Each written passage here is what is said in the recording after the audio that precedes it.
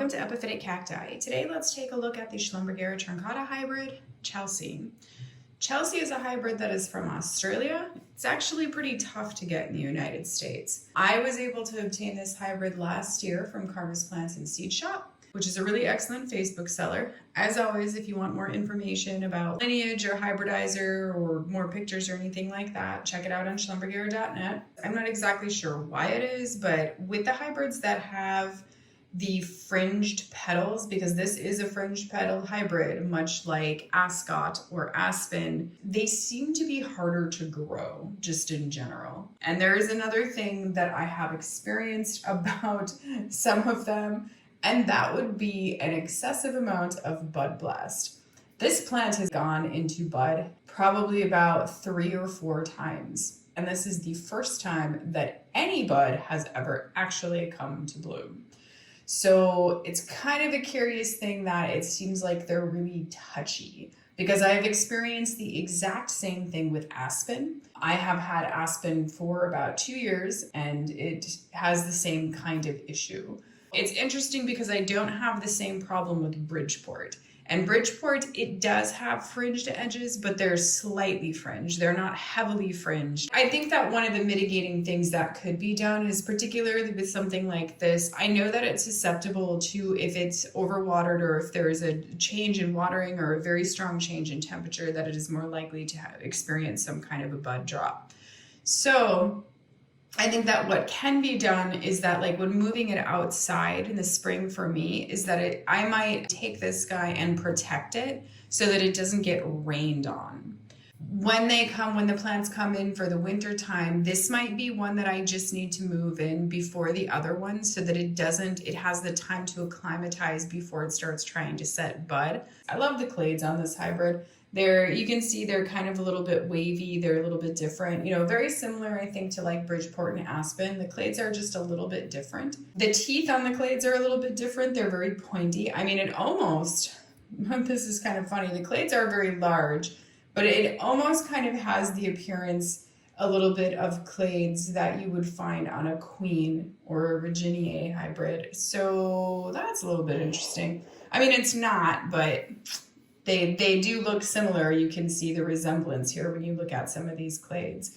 Now here's one that's really interesting. It's like a little fat mutated clade here. It's very small. I'm going to take a wild guess that was going to want to be a bloom at the time that it was forming and then changed its mind and decided to be a growth. Sometimes you get that where it's kind of interesting, like a clade will actually start and then it will turn into a flower, or a flower will start and then it will turn into a clade.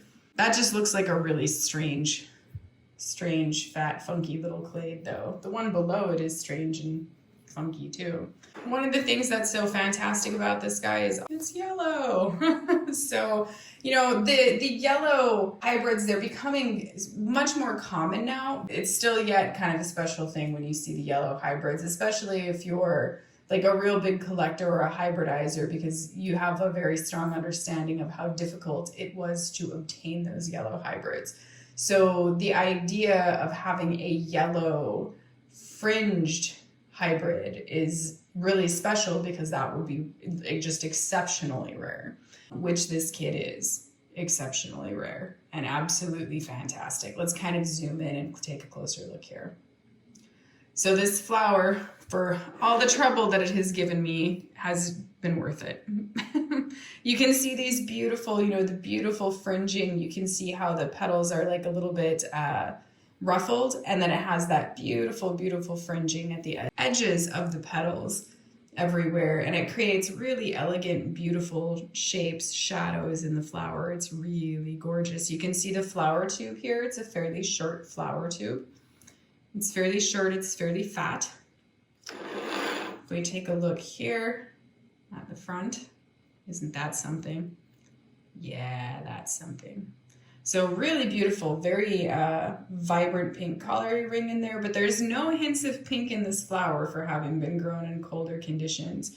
So it doesn't seem like the color is really a temperature variable kind of thing. It looks like it's just really gonna be a lighter yellow hybrid, and it is lighter yellow.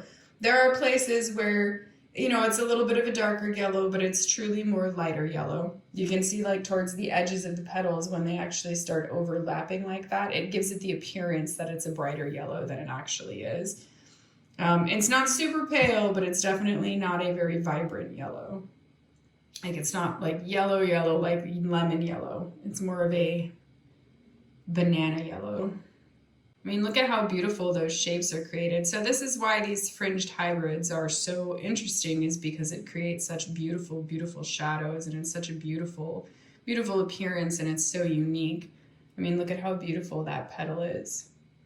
And so it's something you can just sit around and admire for a lot longer, because, you know, really now you're checking out the fringing in the petals, which there's a lot of it. So, and the fringing on these hybrids can be more or less just depending, you know, sometimes the fringing can completely disappear just from season to season. So it can be really heavy and then it can be really light. And that is just really down to growing conditions and stuff. You know, it's just something that can happen. The same thing with some of the other hybrids when you know, encounter things like Enigma, where there are times where that plant can bloom and it won't have petals at all. The flowers will have no petals, but the flower right next to it might look like a completely normal flower. This is nowhere near, I think, as variable as that, but it's just kind of an FYI that, like, from season to season, they can be considerably more fringed or considerably less fringed. And this is definitely a favorite just for its uniqueness and everything, even if it is very difficult to grow. I hope that you have enjoyed the Schlumbergera truncata hybrid Chelsea as much as I have. Thank you for watching, and happy cacti growing.